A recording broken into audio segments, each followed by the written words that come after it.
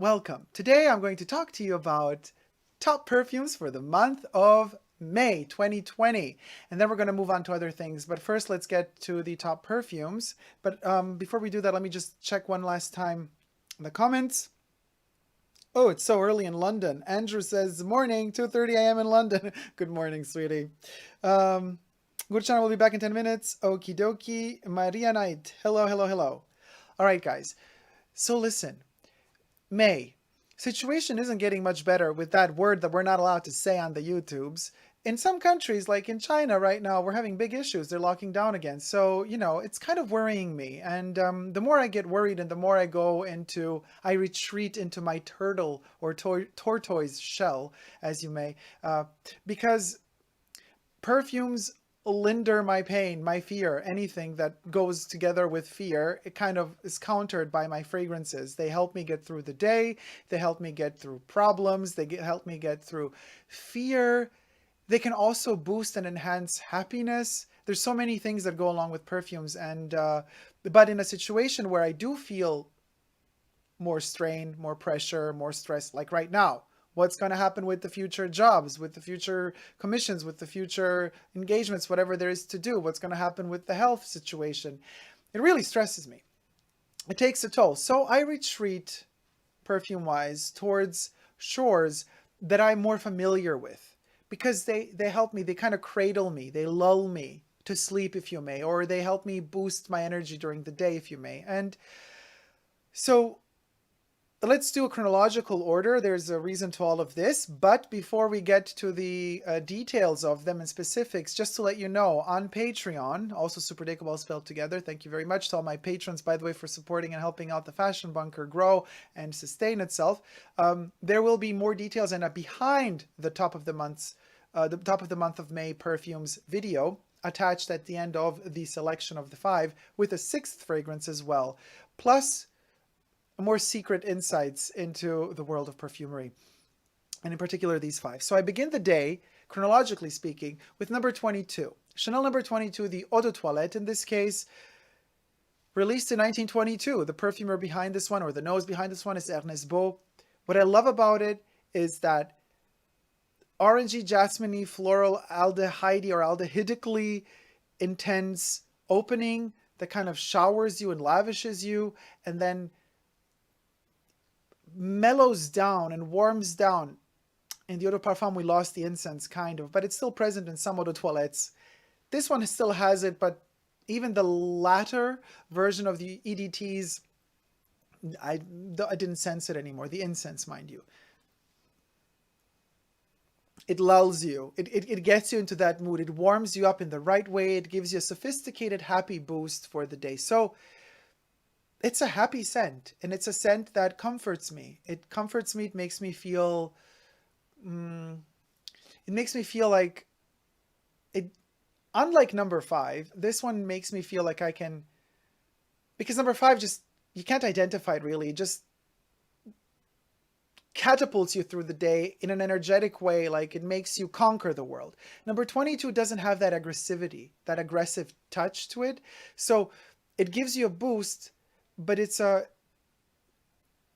gentle boost, So I really need that because it tones down any potential aggression or aggressivity that I might feel in connection with the fear or the pressure of the situation we're going through right now. So it gentles you down, if you may. And that's super important for me, in particular in this moment. And number 22 really delivers that. It's so, so elegant and suave. It just caresses you and it elevates you, but it doesn't say like, come on, go get it. You can win. It doesn't do that. It's not that aggressive. It just slowly says, hey, wake up. It's all going to be okay.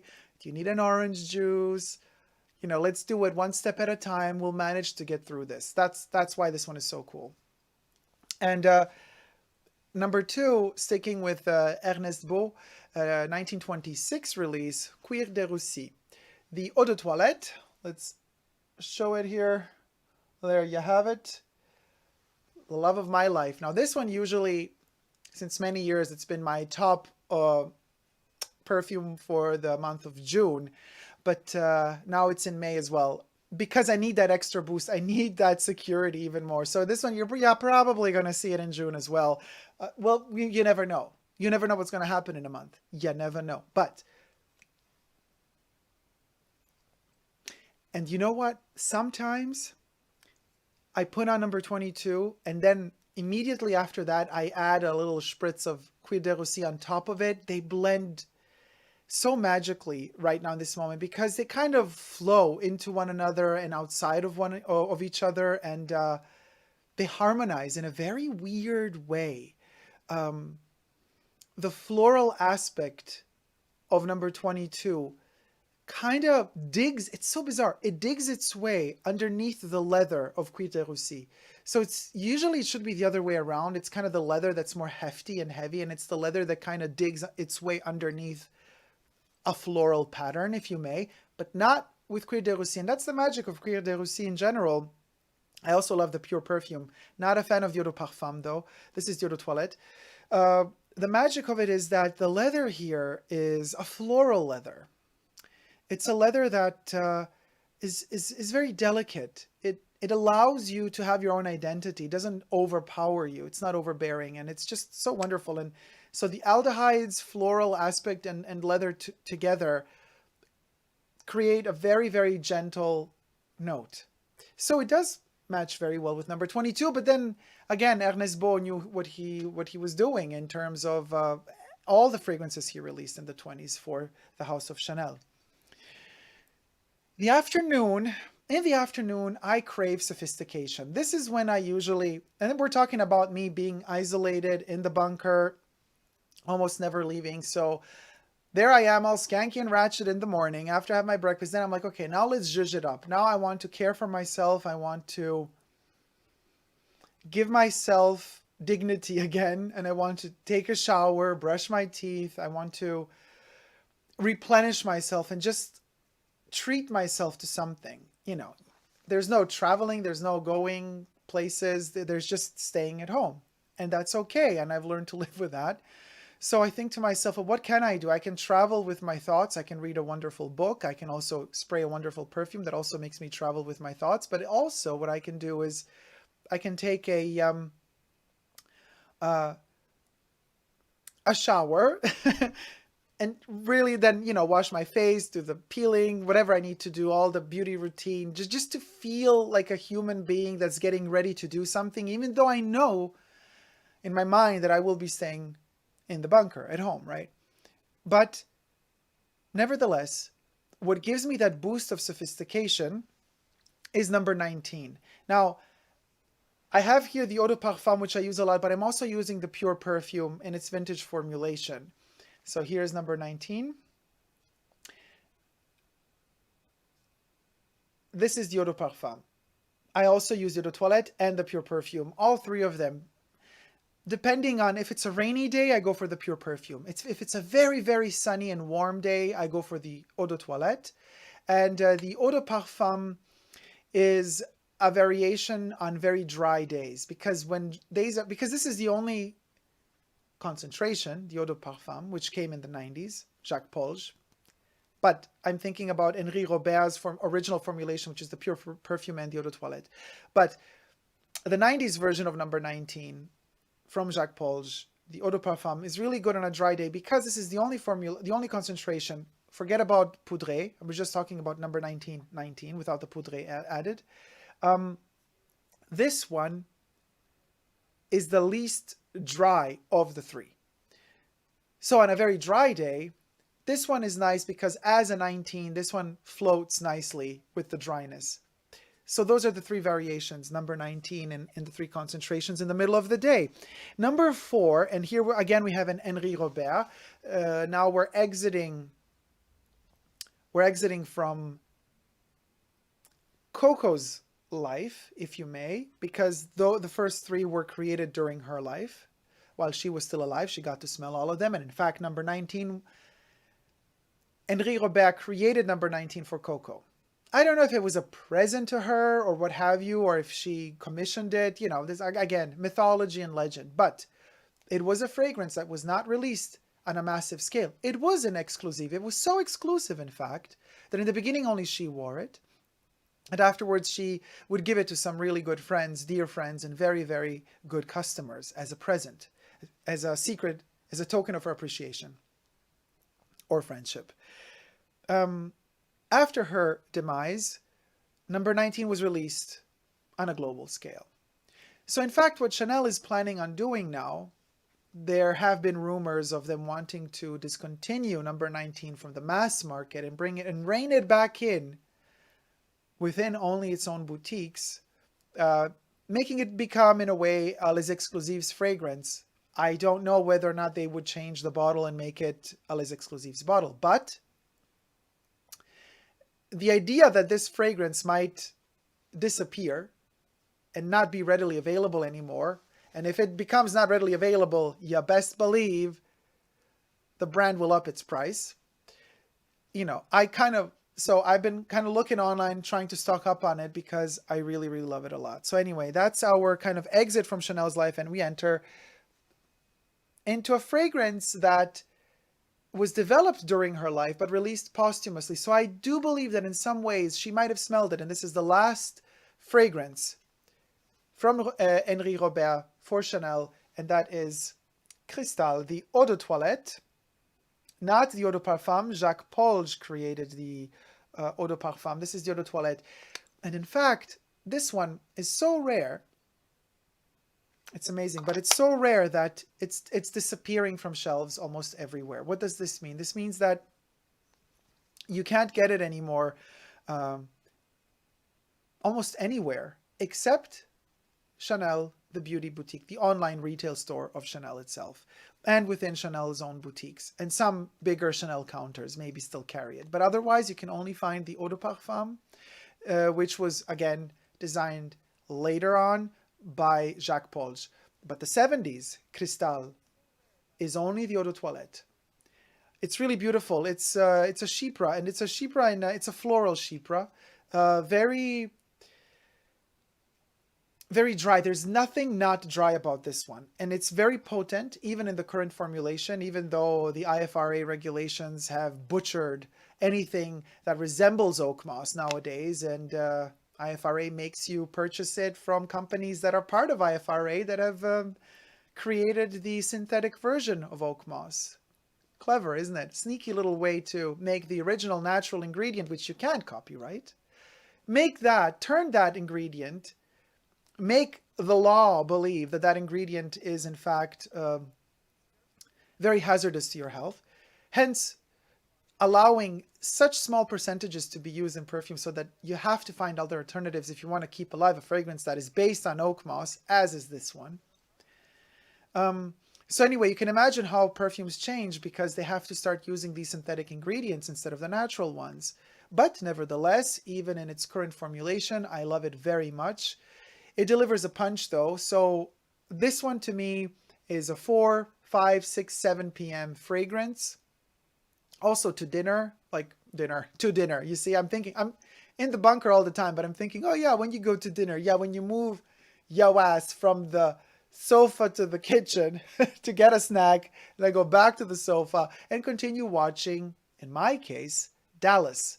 Yes, so in fact, it's interesting, Dallas, the TV show, which came before Dynasty, I'm obsessed with it. I was obsessed with it over 10 years ago, and now because I have the DVDs, I started rewatching it from season 1 again. And I'm totally immersed in Dallas, and Dallas began in the 70s. And it went throughout the decades, but especially in particular, the first seasons were so beautifully styled. This late 70s light that the camera captures when they're filming outdoors, the golden hues, the beautiful flowy hair of the actors and the actresses, and these are late 70s, so we're getting close to the 80s, so there's a mix of styles. You can already see hints of what's going to be of the 80s, but you still have very classic rooted 70s style, makeup, clothing, interior design, furniture, architecture, everything is so 70s. It's so beautiful. And then this being one of the epitomes of the 70s, because Chanel was, 1974, Guy Bourget was the main designer for Chanel. It was before Lagerfeld and after Chanel's death. So it was a difficult period for Chanel, but nevertheless, they released CRISTALLE. They released CRISTALLE in this period, difficult period for the house of Chanel, but nevertheless, it was a big name still.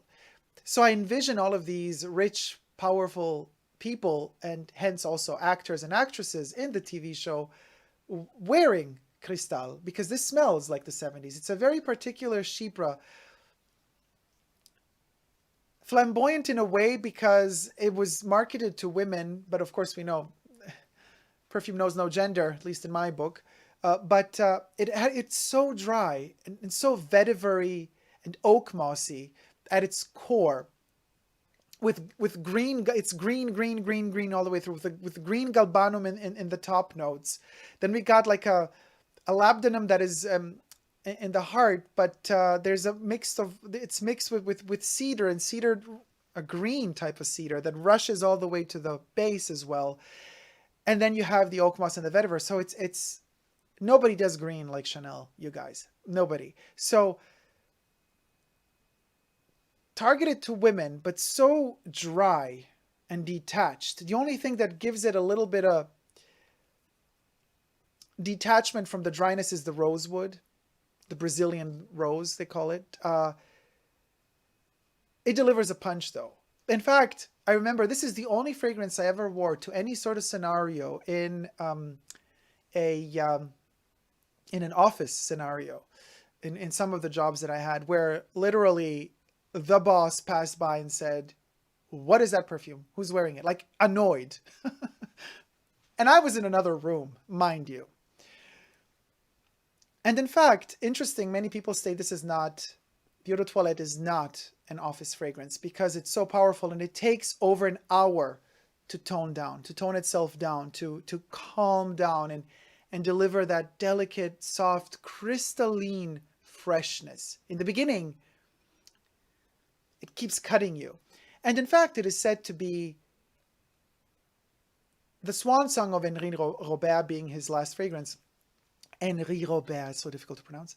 But it is also a goodbye note to Coco, because he did know Coco. Of course, he created number 19 for her. You could imagine he knew her in her last days. He knew her in her last years. He knows her character. She was a zesty little creature, particularly towards the end. She would deliver a punch. She would come, you know, she would be very strict and severe. But that harshness would hide something in the background, which was a delicate, soft heart. And this is exactly what he did when he composed CRISTALLE. It literally delivers her punch. It's Coco through and through in her last years. And then you get 1 hour of that. And then when that calms down, you get this delicate green forest of fresh air. It's that beautiful. And then it stays very close to the skin. But the first hour is killer. So going through all that, this is my top of the month. This is the number 1 for May, CRISTALLE. And because it's gone everywhere, I'm thinking of purchasing, because I'm halfway through this bottle, actually more than halfway through. I'm thinking of purchasing one more just to be on the safe side, because this is also one of the rare fragrances Chanel hasn't really upped in price. It's the cheapest female marketed fragrance that they have in their assortment. The 100 ml costs you around 115 bucks, 100 to 115 bucks. CRISTALLE. A lot more to be said on this one in the Patreon version of this video. Number 5 now enters Jacques Polge, and number 5 is COCO. COCO being, this is the refillable 60 ml. Loving this monolith of a bottle. By the way, you could check out review of all of these perfumes on my channel. Link will be under this video or in the card sections up there somewhere. COCO is really, you could see it as the last fully rounded Chanel fragrance to be quintessentially Chanel, released after her death. It has everything. It has romanticism, it has austerity, it has a severity. It's strict in many ways, but it also has a softness. It can go, it's moody as well. It can go quite sour some days, and on other days the dry down is just beautiful. And then there are those days when the dry down just doesn't work. It's a magical perfume. And this one for the deep of night, Coco is amazing. And this is my fifth fragrance. Of course, more to say about this one, as well as the sixth perfume in the Patreon version of the video. So there you have it, guys. Those would be my top 5 perfumes for the month of May 2020. Thank you, everybody. Until next time, don't forget to never give up on love. Love you all. See you soon. Take care. Bye. Mwah.